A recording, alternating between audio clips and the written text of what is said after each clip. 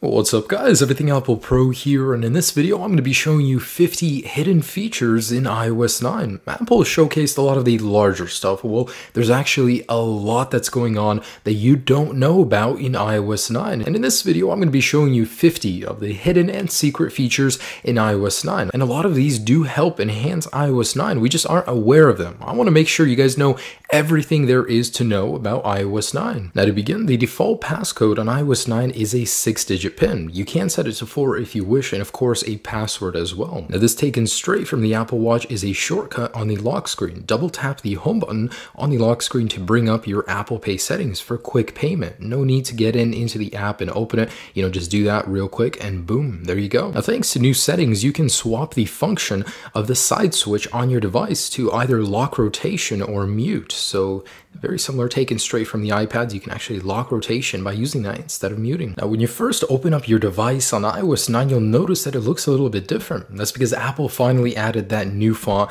called San Francisco, and they made no mention of it in the keynote whatsoever. Now this proves true for every aspect of the device, from the keyboard to the home screen. The font has changed and it definitely looks fresh. From the home screen, you have two options for search. You can slide down for Spotlight or slide over for that new proactivity settings, and Siri. You'll get all the suggestions based on your apps and your current usage. Also here, if you'll notice, these are the new contacts. They have been removed from the multitasking pane. So when you actually get into this card view, which by the way is a new view on its own, you will no longer have any contacts up here, which is unfortunate because they were convenient. You can access them from any area, but now they are over here in the proactivity Siri view. If you look carefully on iOS 9, all of the windows and alerts, whenever they appear, they have a more rounded look to them, which fits in well with the operating system. Now, as if we didn't have enough apps we couldn't remove, Apple decided to add a couple more. Find My Friends and Find My iPhone now come pre-installed and are unremovable. And another thing about the Find My Friends application,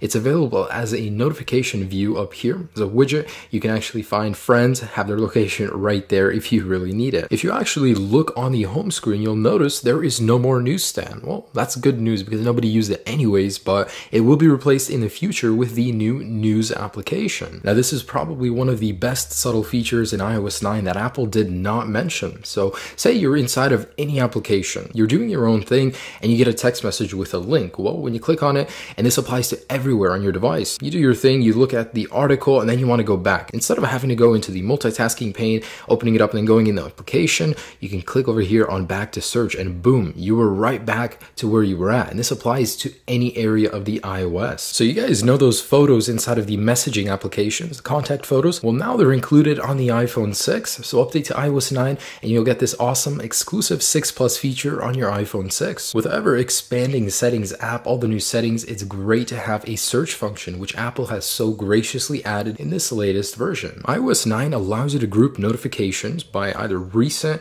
you can do it manually, and you can clump them all together by app as well. So a lot of organization to your notification menu. Now when searching within Spotlight search, if you're actually searching for a contact, you can message them or call them directly from the search without having to go into the contact and then doing that. Now there are quite a bit of keyboard enhancements in iOS 9. For one, that very simple tweak where you can just click on the shift key and all the characters are now in capital, but if you unclick it, then they're all in lowercase. Now the great thing is, if you don't like this lowercase uppercase thing, you can easily disable it by going into settings, general, accessibility, and in here just disable show lowercase keys, and that will keep it all capital. Now by default in iOS 9, when you're typing, you don't get a keyboard pop-up preview. If you miss that from iOS 8, you can easily enable it by going into settings, general, and then scrolling down to keyboard.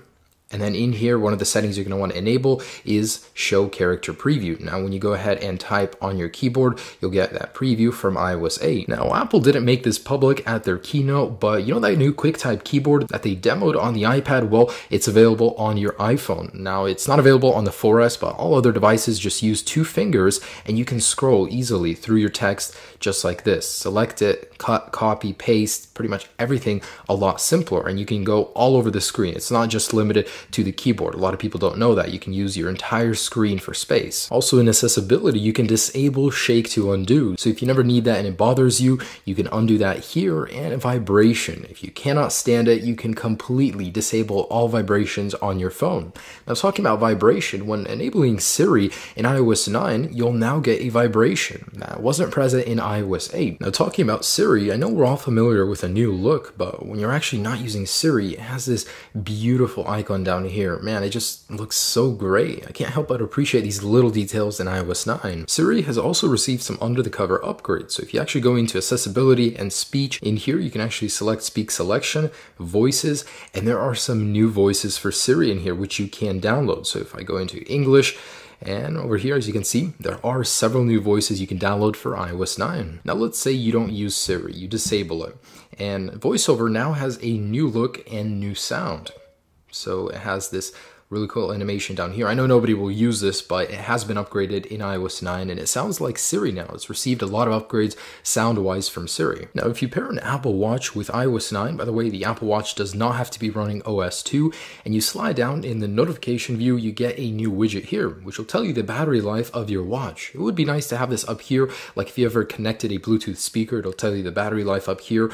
But overall, it's nice to have, especially when your watch is in another room charging and you can see the progress here. A really cool feature in photos that not many people know about, and it's awesome, is the quick select feature. So if you actually click the select button, previously you'd have to go and select every single one. Well, now just hold on one and go ahead and drag on all of them, and boom, you can easily select multiple photos. I mean, so much faster than individually. Now also in photos, when you select one, you now have this really cool scrubber down here, so easily get through all of your photos just by scrubbing like this. Now a lot of people that are updating to iOS 9, you're keeping your previous settings, so you may not know about this, but there is a new wallpaper inside of iOS 9, and it's the really cool colorful wave. So all you guys have to do is, go into your wallpapers and select it. Now there is a new little menu here, no new features, but it's just set up differently, the perspective view, and this new wallpaper is really awesome, looks great. So there have been some updates to the Mail application as well. So now when you want to edit, you can actually archive all or trash all or move all, not just select all. So a little update right there.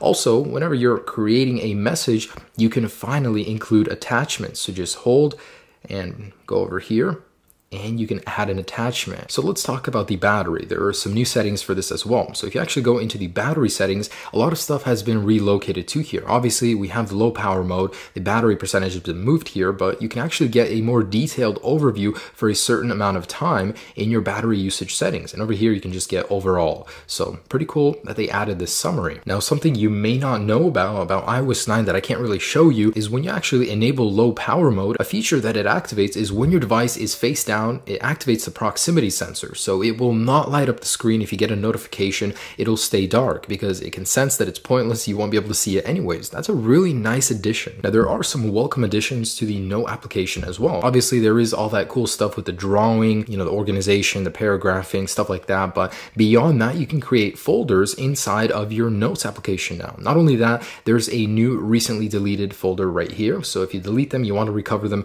they can be found there. Now a feature that we've been asking Apple for a while, pretty big one that they finally decided to add, is if you go into the actual photos and camera settings, you can change the resolution of your video. So go down here, you can change from 1080p, 720p to 60 frames per second at 1080, as well as slow motion video from 240 to 120 frames per second. Now something that's not very convenient, but I appreciate, is when you're actually in the card view, you can slide up to 4 applications at once. So this is what it's going to look like right here. You can grab up to 4 cards and slide them out of the way at one time. Now the Health application has received some updates as well. For one, you now have a landscape view. There you go, which previously wasn't available, as well as a ton of new settings. So you can go into all, and you now have measurements for reproductive health, water intake. There's a ton more in here if you're interested in that. So I don't know how many of you guys have problems with this, but Safari redirects that would open up the App Store whenever you're on any sort of shady site in Safari. It even happens randomly. Well, that's finally been fixed in iOS 9. Another new feature in iOS 9 is the relocation of the request desktop site. So if you're ever on a mobile version, you want the desktop version, it's been relocated to the share settings. So you slide over and finally it's over here, request desktop site. Now in settings for Safari, there are a number of new features in here. For one, if you guys actually scroll down and go into passwords, it will ask you for Touch ID now. Previously, it was just the passcode. Another one is content blockers. So that means ad blockers could be coming in the future to iOS 9. There's nothing here yet, but that is promising. Also, you can disable frequently visited sites. So when you open up a blank Safari page, you know all the previews you get, you can disable that using this guy right here. iOS 9 brings back the buffering bar. Finally, you can see how much progress your video has made in terms of rendering, so it's now accurate and updated in iOS 9. When uploading photos from Safari, you now have an option to do so from the iCloud Drive. So instead of just taking a photo or selecting one, you can open one from iCloud Drive. And talking about iCloud, there's a new secret app that you can enable.